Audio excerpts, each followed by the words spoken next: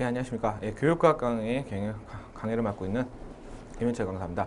자, 여러분들 이제 32강 이제 마지막으로 교육심리학 부분에서 한 두 강에 걸쳐 이제 행동주의 학습 이론, 우리 앞에서 교육심리학의 기초에서 잠시 배웠던 거 본격적인 학자들에 대해서 정리를 할 거고요. 그다음에 이제 다음 강에서는 인지학습 이론. 그래서 여러분들 학습 이론에 대해서 여러분들 크게 두 가지로 여러분들 나눠서 들어갈 겁니다, 여러분들. 자, 일단 요 강의를 듣기 전에 여러분들 26강의 교육심리학 기초 기억이 안 난다 그러면 26강의 교육심리학 기초의 내용을 다시 한번 여러분들 그래서 거기서 이제 개괄적인 설명을 했고요. 이제는 학습 이론 중에서 행동주의 학습 이론과 그다음에 다음 강에서는 인지학습 이론 이렇게 두 개 크고 각자의 학자들을 여러분들 살펴보도록 하겠습니다.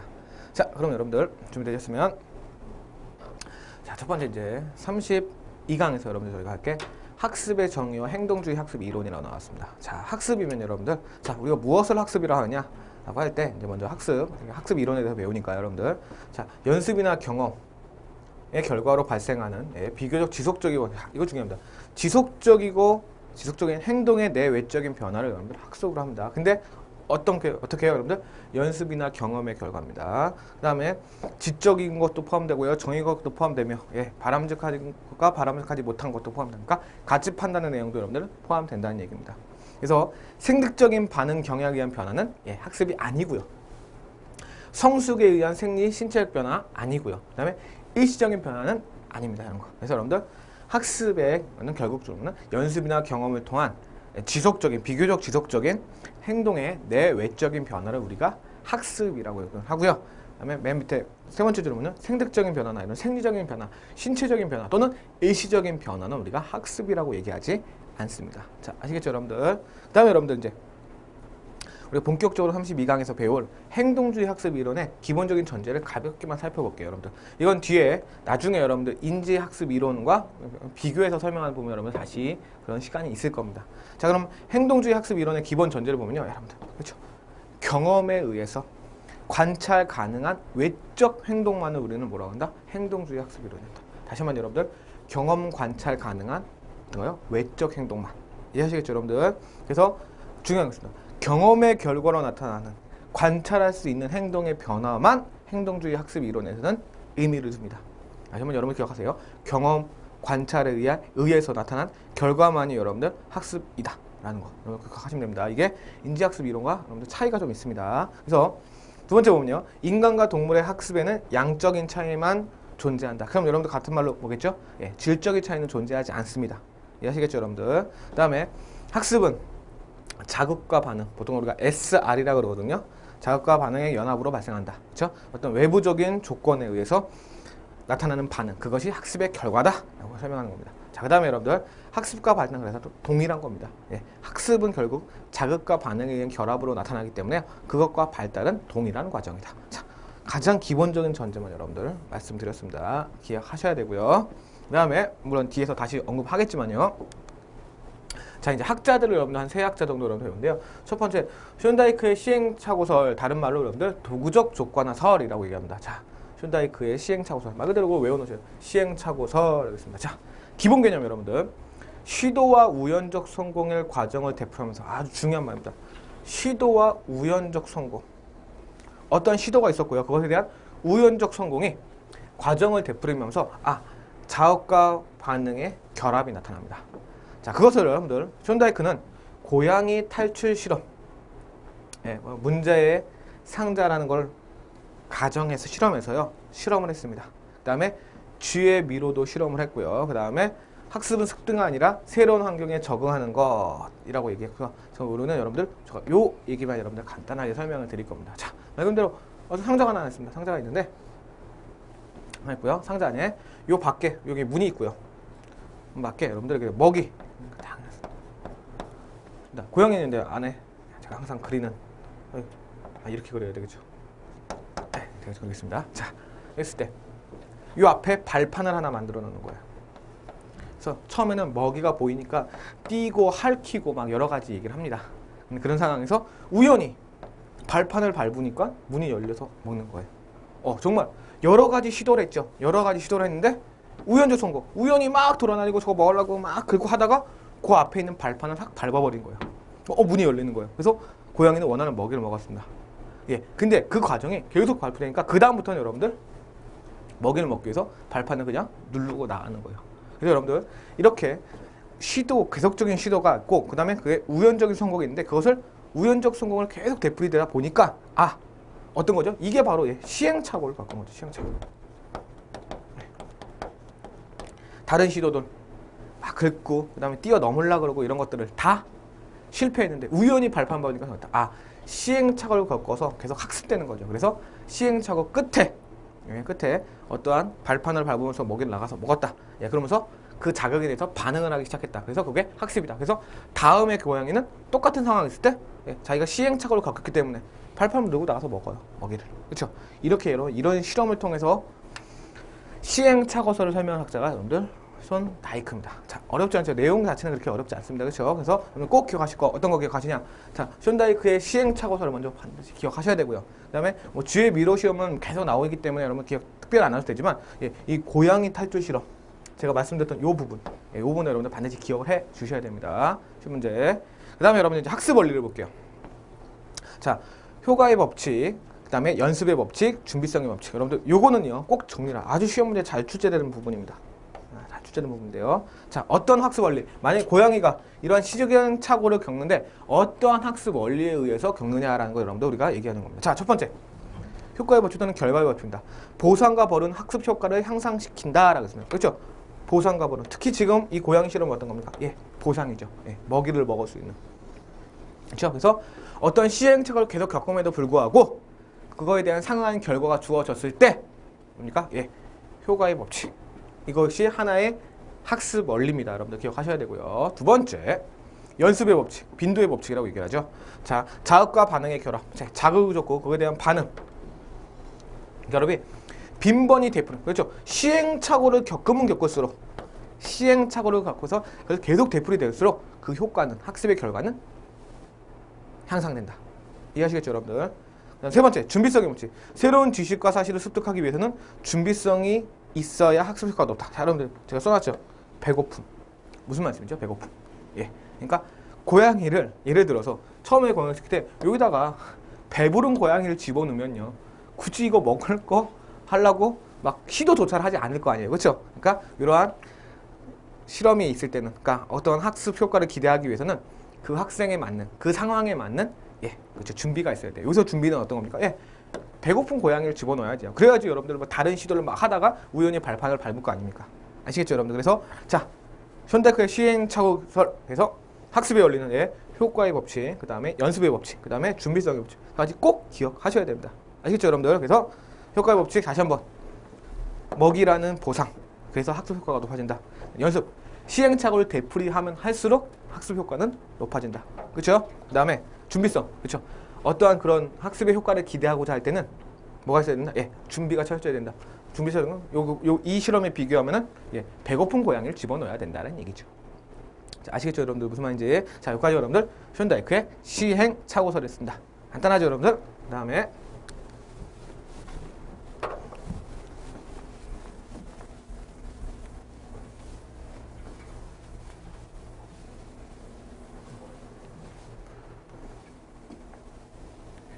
자, 여러분들 두 번째는 파블로프의 고전적 조건 형성입니다.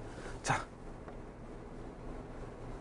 조건을 형성한다. 여러분들 아마 파블로프는 여러분들 뭐 중학교나 고등학교 때 한번 어디서 들어봤을 거예요. 그렇죠? 무조건 반사, 조건 반사 이런 거에서 한다라는 건데 그거는 이제 좀 약간 심화적으로 보는 부분이 그리고 여러분들이 현재 알고 있던 부분과는 약간 좀 차이가 있을 겁니다, 여러분들. 자, 기본 개념부터 살펴볼게요. 제가 좀 이따가 이제 그 실험에 대한 것들 설명드릴 거고요. 자, 학습 과정은 자극과 반동. 자, 자극 S, 반응 R. SR 반응의 사이에서. 그래서 보통 우리가 자극과 반응을 SR 결합이라고 하죠. 자, 사이에 이루어지는 조건 형성. 자, 여러분들 중요합니다. 학습은 조건 형성의 과정이다라는 겁니다. 조건 형성. 어떻게 그 조건을 형성하냐? 조건화란 반응의 대상이 다르다 해도 일정한 훈련을 받으면 동일한 반응이나 행동 변화가 있는 것을 우리를 조건화시킨다라고 얘기하거든요. 그러면 이 내용을 이렇게 보면 솔직히 약간 이해가 되지 않아요. 그럼 여러분들 뭘 보시면 되냐? 밑에 거. 실험. 제가 실험에 대한 예를 드렸고요. 그러면 여러분들 이해하시기 편리할 겁니다. 잘 들으세요, 여러분들. 자, 일단 첫 번째. 조건을 형성하기 전입니다. 자, 지금 이거 조건을 형성해야지 학습이 된다 그랬죠? 그것을 형성해 전혀 뭐냐면, 자, 먹이.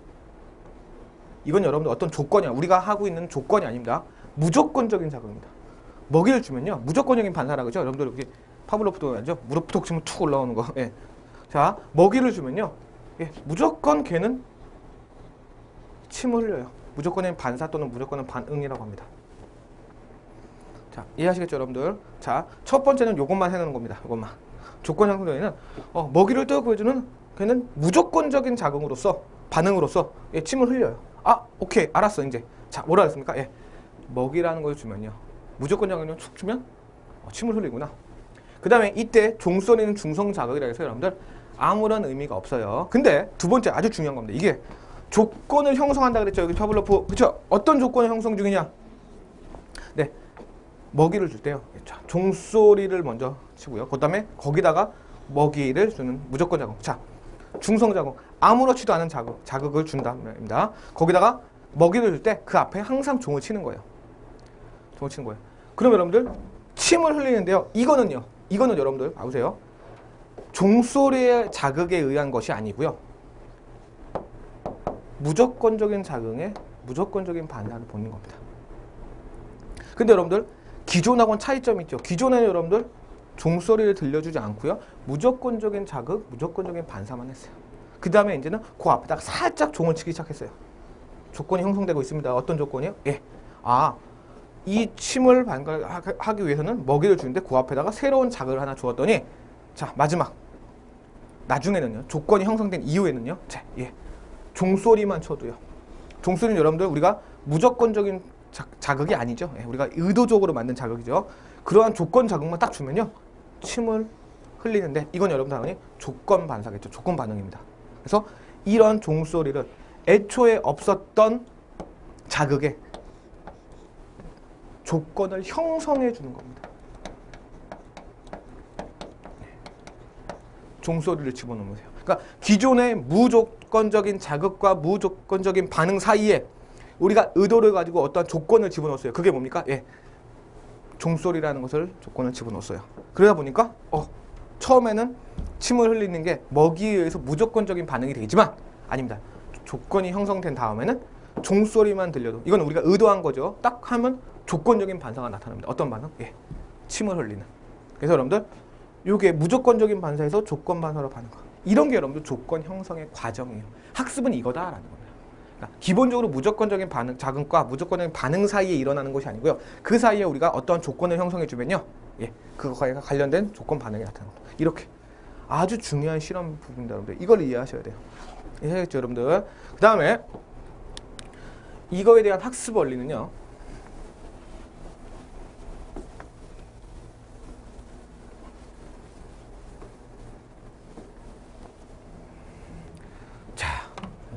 학습 원리. 자, 조건 형성 중에 아까 우리가 종소리를 쳐는 거죠. 그게 조건이죠. 조건 형성할 때 어떻게 조작할 때 조건 형성 후에 확인 효과, 즉 침을 흘리는 것이 조건 반응이 극대화되는가를 아는 것이 극대화시킬 수 있는가를 연구하는 게 학습 원리입니다.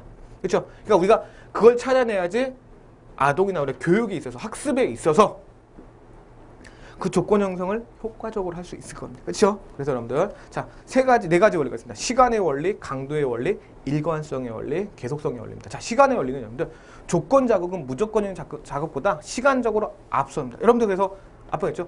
종 치고 먹이를 줬습니다. 종 치는 게 무슨 자극이죠? 예, 조건 자극이죠. 우리가 조건을 형성하려고 의도적으로 만든 자극. 그 다음에 그 뒤에다가 원래 했던 무조건 자극, 예, 먹이를 주는 거. 그렇죠? 이렇게 여러분들 돼야지 학습의 효과가 극대화된다고 파블로프가 주장했습니다. 이해하시겠죠, 여러분들? 그 다음에 강도의 원리. 조건 자극보다 무조건 자극이 더 강해야 바람직한 반응입니다. 왜냐면 여러분들 무조건 자극이 더 강해야지. 일단 무조건 자극 때문에 여러분 침은 무조건 흘리죠. 어떤 걸 써요? 예, 무조건적인 반응으로 써요. 근데 우리는 지금 조건이 형성 중이잖아요. 그럼 얘를 더 강하게 해준 다음에 우리가 줬던 이 종소리, 이거에 대한 의미가 큰 거죠. 만약에 종소리의 자극만 계속 주면요, 누구나 그것만 듣고 침을 흘리는 조건 반응이 나와요. 그럼 그건 강화되는 게 아니에요. 그러니까 기존의 무조건적인 자극을 뛰어넘을 수 있게끔 오히려 무조건 자극을 더 강하게 줘야 되는지 효과가 더 크다는 얘기예요. 아시겠죠? 그래야지 그 조건 형성이 의미가 있다는 얘기입니다. 아시겠죠, 여러분들? 그게 강도의 원리입니다. 세 번째, 일관성의 원리. 자, 조건 자극이 일관된 자극물을 사용한다. 그렇죠? 종을 쳤으면 계속 종소리를 쳐야죠. 종 치다가 다른 음악 들어줘라 이러면 그 조건 형성이 제대로 이루어지지 않는다는 얘기죠. 그렇죠? 그다음에 이제 계속성의 원리. 자, 자극과 바람의 결합 관계가 반복되는 횟수가 많을수록 조건화돼. 그렇죠? 계속적으로 아까 그런 실험. 종치고 먹이주고, 종치고 먹이주를 계속적으로 방생해야지 나중에는 종만 쳐도 침을 흘리는 결과가 나온다는 얘기죠. 이해하실 수 있죠? 그래서 여러분들 요 네 가지 원리 제일 중요한 겁니다. 시간의 원리, 강도의 원리, 일관성의 원리, 계속성의 원리다. 그냥 이게 결국 뭐다? 그 위에 메뉴에 나와 있죠.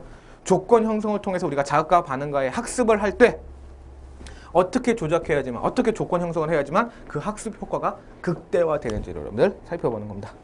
앞에 실험하고 연결돼서 이해하셔야 됩니다. 그렇죠, 여러분들? 그 다음에 여러분들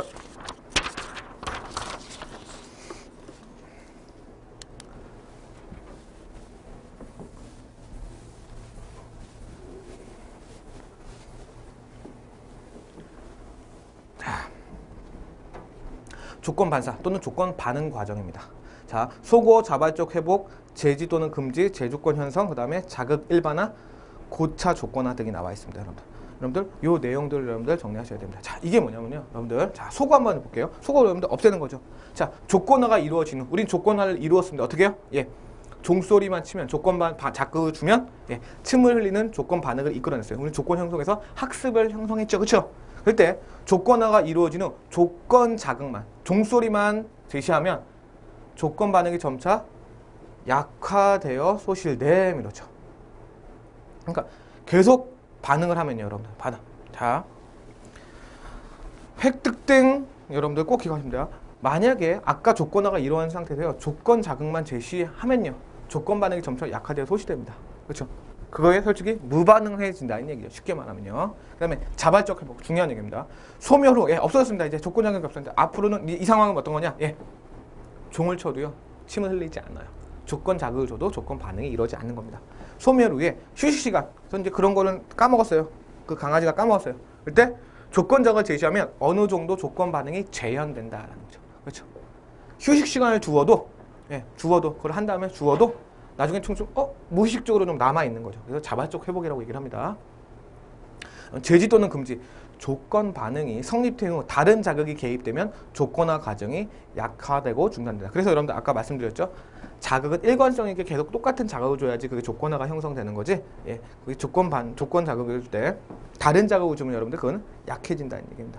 예, 그 다음에 제조건 형성. 자, 자발적 회복이 생긴 후, 자발적 회복이 생긴 후 이후 조건 자극과 무조건 자극을 짝지어 제시하면 조건 반응이 원래의 강도를 되찾는 현상, 즉 조건 형성 때문에 시간이 단축된다라고 했습니다. 제조건 형성 말 그대로입니다. 자, 휴식 시간을 가졌어요. 그냥 무의식적으로 종을 치니까 예, 어느 정도 조건 반응이 나타납니다. 침을 흘립니다. 근데 그건 좀 약하겠죠. 아무래도 처음에 조건화가 됐을 때보다. 근데 그것을 계속 또 조건 반응과 무조건, 그러니까 먹이와 종소리를 계속 준다면요, 그것이 형성 다시 된다는 겁니다. 근데 더 중요한 건 처음에 형성 때보다 그 시간이 훨씬 단축된다는 게 여러분들 제조건 형성의 가장 중요한 포인트가 되겠습니다. 이해하시겠죠, 여러분들? 그 다음에 자극 일반화. 조건 형성 후 비슷한 다른 조건 자극에도 어느 정도 조건 반응을 함이겠습니다. 자, 종소리인데요, 종소리. 종소리를 치다가 종소리라는 조건 자극을 주면 예, 반응이 온다 그랬죠. 근데 다른 조건, 예를 들어서 종소리가 아니지만 멜로디 소리를 주면요, 분명히 약화는 돼요. 아까 말했지만 계속성의 원리가 어긋나기 때문에 약화는 되는데 그럼에도 어느 일정 부분 반응은 한다는 겁니다. 그게 여러분들 자극의 일반화고요. 그 다음에 이제 제일 중요한 개념이 여러분들 고차 조건화입니다. 조건화가 이루어졌는데 그것을 더 고차원적으로 새롭게 더 반응시키는 거예요. 자, 조건 반사가 형성된 조건 자극을 무조건 자극으로 새로운 조건 반사를 형성한다라는 것입니다. 자, 이게 무슨 말이냐면 이겁니다. 자, 우리가 어느 정도, 자, 조건 반사가 형성된 조국 자건은 무조건 자극으로 하여 새로운 조건 반사. 아까 이거였습니다. 우리가 이제 그걸 도식화시켜 보면요, 이거였어요. 종소리, 그다음에 먹이, 그다음에 여러분들 이제 침입니다. 근데 이거는 조건 자극 처음에, 이거는 무조건적인 자극. 침은 어떻게 되는가? 예, 무조건적. 얘에서 오는 거죠. 근데 이것을 반복할수록 나중에는 조건이 형성되면 예, 종소리라는 조곡 조건만 주면요, 바로 침을 흘리는 학습의 결과가 나타나죠. 그럼 우리가 이제 조건 반응이라고 얘기했습니다. 자, 이게 이제 완벽히 됐어요. 종치면 무조건 침을 흘리는 조건 반응입니다. 그럼 여러분들 계속 그 개한테, 강아지한테 종을 치면 무조건적으로 나중에는 어느 순간 무뎌져서 침을 흘리는 반응이 계속 보여요. 그러면 어떡하냐? 이것을 다시 요것처럼 먹이화시켜서 얘를 조건이 아니고 무조건으로 만든 다음에요. 얘가 치면은 당연히 침을 흘리죠. 거기다가 새로운 노래라든지 아니면 새로운 운동이라든지 이런 걸 시키는 겁니다. 그러면 처음에는 이것만 조건나 처음 형성되면 이것만 계속 치다 보니까 이거 됐는데 이제는 이 두 개를 같이 하다 보니까 점점점 반응도 얘에 의해서 다시 나타나는 거예요. 그래서 얘가 또 하나의 조건화가 되는 거예요. 운동을 시킬 때. 그래서 여러분들 이걸 이런 식으로 여러분들 계속 학습의 결과를 늘려나갈 수 있다. 이게 여러분들 보니까 고차 조건화입니다. 아주 중요한 개념이에요. 이것 때문에 여러분들 파블로프는 계속적으로 사람들은 학습 조건에서 계속 학습의 결과를 나타낼 수 있다고 주장하는 겁니다. 아시겠죠, 여러분들? 그래서 고차 조건화 아주 중요한 부분입니다, 여러분들. 자, 요까지가 여러분들 파블로프의 여러분들 고전적 조건 형성 이론입니다. 자, 그 다음에 이제 마지막으로 제가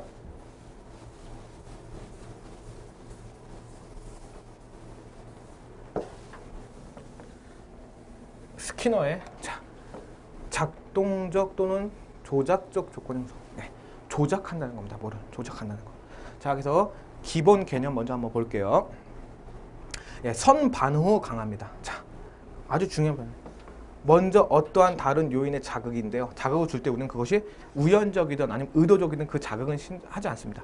그다음에 어떠한 반응이 나타나서 그것을 강화시키는 게 학습이다라는 얘기를 합니다. 여러분들 이런 것도 하나씩 예를 들어야 됩니다. 자, 반응할 때마다 즉시 강화하여 그 반응 자체가 강하다. 그러니까 어떠한 반응이 일어나면 그것을 어떠한 요소의 우리가 강화를 시킬 겁니다. 그럼 그게 하나의 학습의 결과로 나타날 겁니다. 일단 또 말씀드릴게요. 그 다음에 자, 유기체의 능동적 반응이 간접적으로 자극의 역할을 하게 된다. 그 다음에 강화를 가져오게 돼 행동의 변화를 가져온다. 행동의 변화는 곧 학습이다. 자, 그럼 뭐냐? 이것도 역시 선 반응 후 강화라는 거. 그러니까 어떻게 보면 뭐만 기억하시면 되면요. 어떠한 우연적 요소에 의해서 우연적이든 의도적이든 우리는 무시해요. 어떠한 반응이 일어나면요. 그것을 계속 강화시키는 겁니다. 자, 볼게요. 실험, 비둘기 실험을 통해서. 자, 스키너는 비둘기 실험을 통해서 여러분들 얘기하는 겁니다. 잘 이해하셔야 된다. 이 부분을. 자, 첫 번째. 변별 자극, 조작적 반응, 강화 자극이 있습니다. 자, 변별 자극은 이겁니다. 신호인데요. 뭐냐면 처음 비둘기가 어떠한 이유에서 표적을 찍습니다. 비둘기가 표적을 찍는데요. 그 표적을 찍는 이유를 우리가 생각할 필요 없어요. 그게 의도적으로 찍게 했던 인간에 의해서요. 아니면은 의도가 하지 않았던 상관없이 우리는 처음에 일단 비둘기가 어떤 표적을 찍는 것만 생각하면 됩니다. 그래서 이상한데 지금 어떠한 반응이 나타났어요? 비둘기가 표적을 찍었어요. 일단 하나 봐나. 그 앞에 이유는 무시하는 겁니다, 여러분들. 근데 그럼 일단 하나 찍었기 때문에 계속 얘를 찍게끔 만들어주는 거예요. 그게 뭡니까? 강화라는 거예요. 자, 조작적 반응. 비둘기가 표적 찍는 행동을 계속 하게끔 만드는 게 우리가 하고자 하는 역할입니다. 어떡하냐? 강화시키는 거겠죠? 표적을 찍고 나면 먹이를 줘버립니다. 자, 다시 한번 이겁니다. 비둘기가 어떠한 의도에서 표적을 찍었습니다.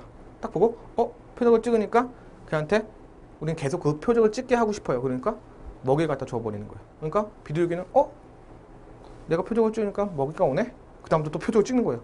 또 줘. 그러면서 계속적으로 표적을 찍는 학습의 행동의 결과가 나타납니다.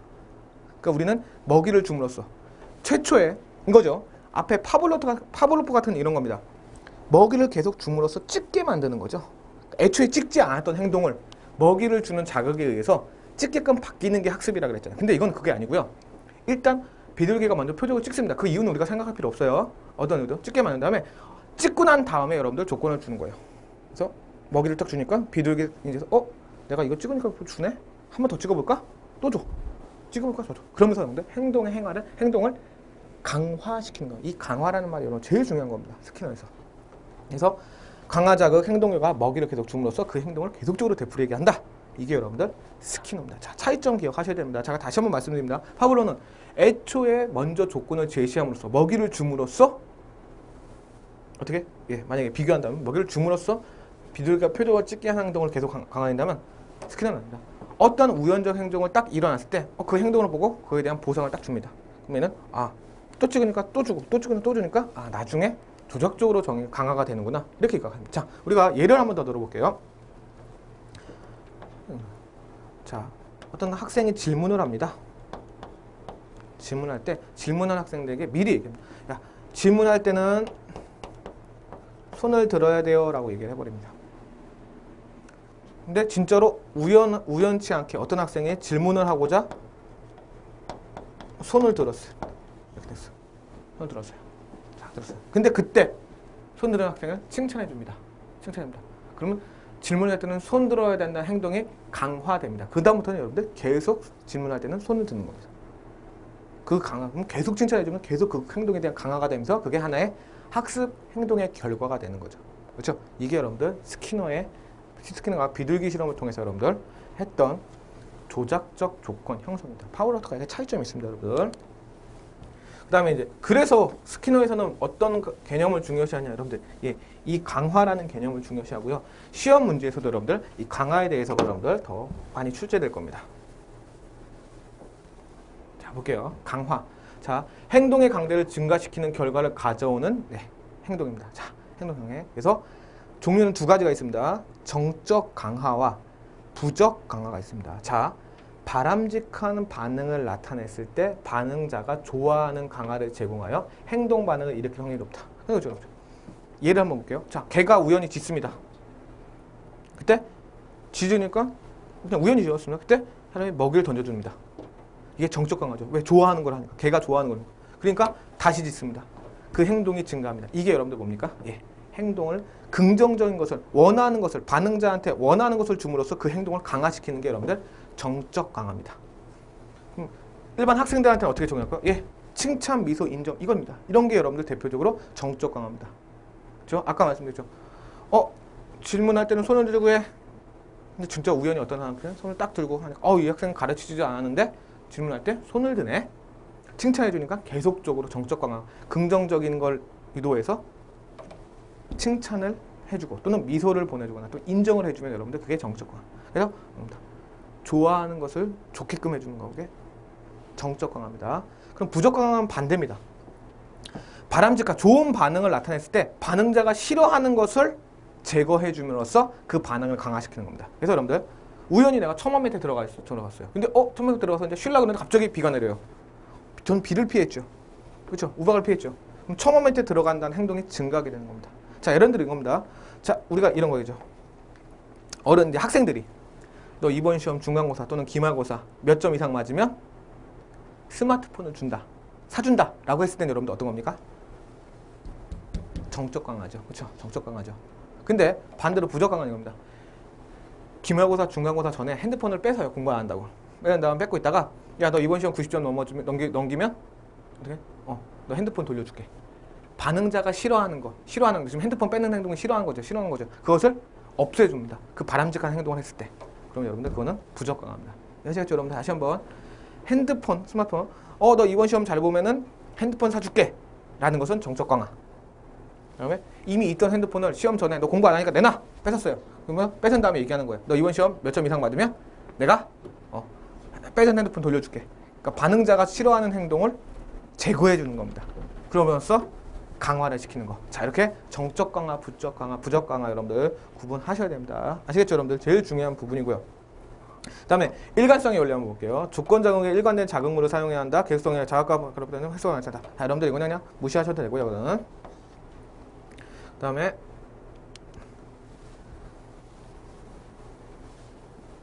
자, 이제 강화 벌은 여러분들 좀 다릅니다. 강화는 바람직한 행동을 어떻게 합니까? 예, 강화시키는 겁니다. 증가하게끔. 근데 증가시키는 방법은 두 가지죠. 좋은 것을 줌으로써 강화시키는 것도 있고 싫어하는 것을 제거함으로써 강화시키는 게 있습니다. 그렇죠? 근데 벌은 불쾌 자극을 줍니다. 하지 말라는 자극으로서 행동을 감소시키는 겁니다. 자, 강화는 뭐라고요? 행동 반응을 증가시키는 게 강하고요. 행동 반응은 그 행동을 벌은 감소시키는 게 여러분들 벌입니다. 차이점 아셔야 됩니다, 여러분들. 수요성 벌.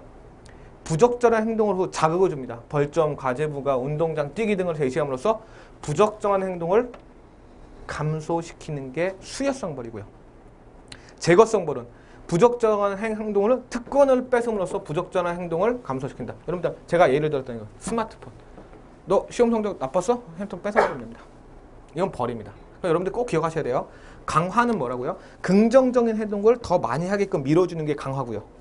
그 다음에 벌은요. 부적정한 행동을 감소시키기 위해서 하는 게 벌입니다.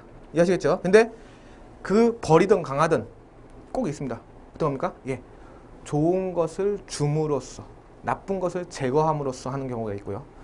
벌도 마찬가지입니다. 싫어하는 것을 줌으로써 좋아하는 것을 뺏음으로써입니다. 꼭 기억하셔야 됩니다. 자, 여러분들 마지막 이거 딱 보시면 됩니다. 자, 좋은 것 줘서 좋아 이겁니다. 뭐죠? 강화시키는 거죠. 뭘요? 정적 강화. 어떤 행동을 강화시킬 때 좋은 걸 주는 겁니다. 그러니까 그 행동을 더 많이 하는 거. 그 다음에 싫은 거 없애서 좋아. 이거 부적 강화죠. 그렇죠? 행동을 좋은데 나 지금 좋은데 왜 좋습니까? 예. 내가 싫어하는 것을 내가 올바른 행동을 하니까 제거시켜주는 거예요. 그 다음에 싫은 거 줘서 싫어. 그렇죠? 수요성 벌. 나의 행동을 감소시킴으로써 싫은데 그 감소시키는 이유가 그 요인이 뭡니까? 예. 싫어하는 것을 부과해 버리는 겁니다. 벌의 수요성 벌이고요. 그 다음에 좋은 것을 뺏어 싫어. 너 시험 잘못 보면 핸드폰 뺏을 거야. 그렇죠? 벌 주는 거죠. 벌인데 어떤 벌입니까? 제거성 벌입니다. 어떤 걸 하니까 좋은 것을 뺏음으로써 벌을 주는 겁니다. 그렇죠, 여러분들? 그래서 여러분들 정말 제일 중요한 부분 스키너의 이론에서 비둘기 실험 이게 중요한 게 아니고요. 다시 한번 여러분들 강화와 벌에 대해서 구분하셔야 되고요. 강화는 올바른 행동을 좋은 행동을 증진시키는 거. 이것은 나쁜 행동을 감소시키는 거. 그렇죠? 다시 한번 이야기하면 좋은 행동을 증가시키는 거. 이건 나쁜 행동을 감소시킬 의도로 하는 겁니다. 근데 좋은 행동을 증가시키는 것은 두 가지. 어떻게? 좋은 행동을 한 다음에 칭찬해 주는 겁니다. 그래서 좋은 것을 주면 됩니다. 좋은 것을 주면 되고요. 이거는 반대로 또 어떻게 강화시킬 수 있냐? 좋은 행동을 하면 그 반응자가 싫어하는 것을 없애줌으로써 강화시킬 수 있고요. 벌은 여러분들 나쁜 행동을 감소시키는 게 목적입니다. 그렇죠? 감소시키는 게 목적인데 어떻게 감소시키냐? 예, 싫어하는 것을 줌으로써 감소시켜요. 벌 줌으로써. 그 다음에 두 번째는 좋은 것을 뺏음으로써 그 행동을 감소시키는 겁니다. 아시겠죠, 여러분들? 제가 정말 강조했습니다. 이거 꼭 기억하셔야 됩니다, 여러분들. 아시겠죠, 여러분들? 자, 마지막으로 예, 문제만 살펴보고 마무리 짓도록 하겠습니다. 자, 파블로프의 고전적 조건 형성에서 특정한 자극의 조건하가 형성된 후 이 조건과 유사한 다른 자극에 대해서도 어느 정도 같은 반응을 나타내는 것을 뭐라고 합니까? 예, 자극의 일반화라고 여러분들 얘기했습니다. 알겠죠, 여러분들? 두 번째, 다음 중 행동주의 학습 이론에 대한 설명으로 옳지 않은 것은 여러분들 옳지 않은 것은 자, 행동주의는 여러분들 뭐겠죠? 첫 번째 우리 이 강의 시작해서 얘기했습니다. 어떤 거요? 경험과 관찰에 의해서 측정 가능 비교해야 된다. 정답. 두 번째, 자극 반응 보상 강화의 반복적 연속적 연결은 학습 행동의 증가를 가져온다. 그렇죠? 자극 반응 그거에 대한 보상을 주면 그 행동이 강화된다 그랬죠? 자, 그다음에 강화의 중요성을 강조한다. 예. 인간의 학습과 동물의 학습은 질적인 차이가 존재한다고 합니다. 아니라겠죠. 질적인 차이가 아니고 뭔가 양적인 학습의 차이만 있어요. 양적인 거. 아시겠죠? 무슨 말인지? 양적인 차이만. 오케이? 양적인 차이만. 자, 그래서 4번이 틀린 거고요. 마지막. 다음 중 시험 성적이 90점 이상이 나올 경우 숙제와 청소를 면해준다. 90점 이상은 좋은 행동을 증가시키는 강화지요. 강한데 청소와 숙제를 면제해준다. 그렇죠? 싫어하는 것을 뺏음으로써 그 좋은 행동을 강화시켜주는 겁니다. 자, 그러면 여러분들 어떤 거죠? 예, 3번 부적 강화되는 거죠. 그렇죠? 좋은 행동인데 좋은 행동을 하면 좋은 것을 준다라는 건 정적 강화죠. 칭찬받은 행동을 했으면 칭찬해 주는 거. 근데 칭찬받은 행동을 했을 때 그 반응자가 싫어하는 거. 숙제나 청소를 면제해 준다. 예, 부적 강화입니다. 아시겠죠, 여러분들? 자, 여기까지 여러분들 행동주의 학습 이론에 대해서 정리를 했고요. 다음 강에서는 이제 학습 이론의 두 번째인 인지학습 이론에 대해서 간단한 정리와 그다음에 학자들을 살펴보도록 하겠습니다. 자, 32강 여러분들 행동주의 학습 이론 잘 보셨고요. 여러분들 마무리 잘 지어주시기 바랍니다. 자, 고생하셨습니다.